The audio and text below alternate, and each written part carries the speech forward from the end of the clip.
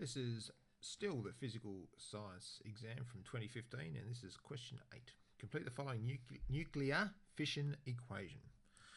Well, what happens here? We've got uranium-235, and we're going to smack a neutron into that, and it's going to get all unstable, and then it's going to divide up into various components, including this daughter atom, plus something else, plus 4 neutrons.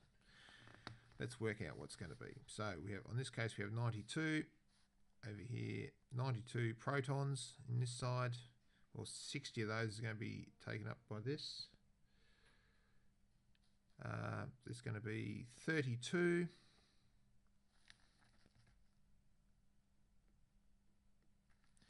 And over here we have 235 plus 1, 236. Subtract 236 minus 152, and we have 4 neutrons, so we're going to take away another 4 from the mass to get left over with 80. Okay, complete the following. Now all we have to do is to go to the periodic table and see if we can't find what has an atomic number of 32, or number of protons. Where are we? 30, 31, 32. Germanium, Ge. If you're looking for it here, here it is here. Right there. Germanium. So Ge. Using the equation in part 1, explain how nuclear fission may become uncontrolled. Well, what's happening here is that you have, well, clearly, what's happening here is that we are the fission of uranium-235. So there's going to be a lot of uranium-235 atoms. Now, what happened here is a high energy neutron is going to go into that, and cause it to split up to this. And every time it splits up to this, it's going to produce 4 high energy neutrons. And each of those 4 high energy neutrons could go and smack into 4 more uranium atoms, causing those to go unstable, so that 1 would produce 4, 4 would produce 16, 16 would produce 64, etc., etc. So let's have a little look what's going on there.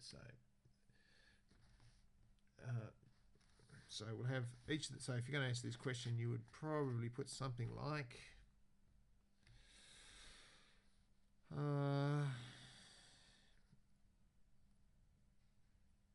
this reaction produces 4 neutrons, which I wish I could learn to write. There we are. There's my.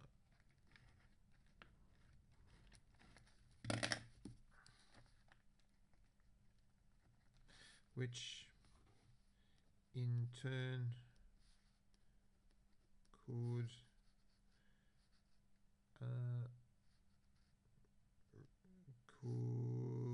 cause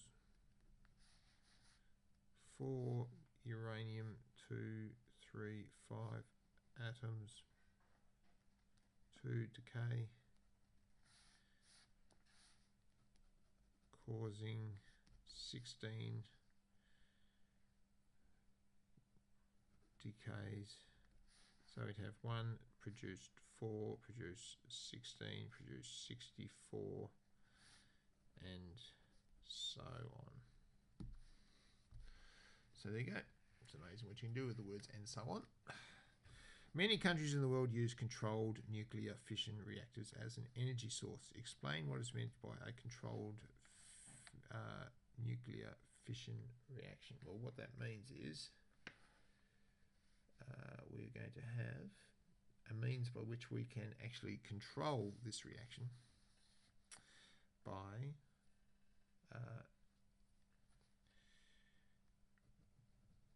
removing high energy neutrons,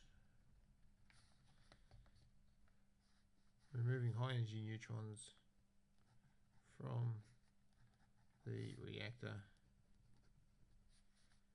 so that the number of uranium-235 decays is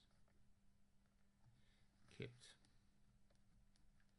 at a steady state. So there you go. By comparing the properties of alpha particles and beta particles and neutrons, can explain why neutrons are more effective in initiating a fission reaction than either alpha or beta particles. Okay. Well, alpha particles, what they are, positive. They are positively charged, and are repelled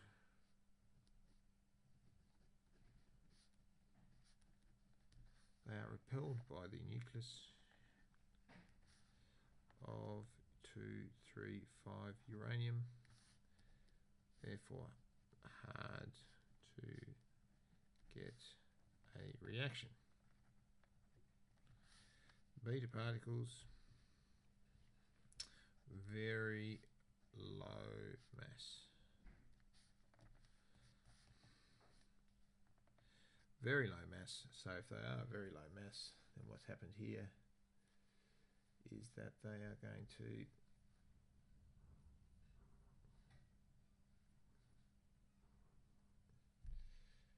so if they have an insufficient mass to initiate splitting, very low mass, not enough to cause 235 uranium atom to split. The neutron, no charge, but 1 AMU of mass, so 1 atomic mass unit, so the same mass as a proton, but no charge. Therefore, not repelled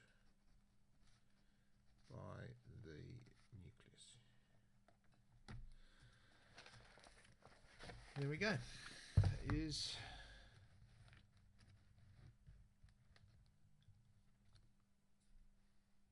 question 8.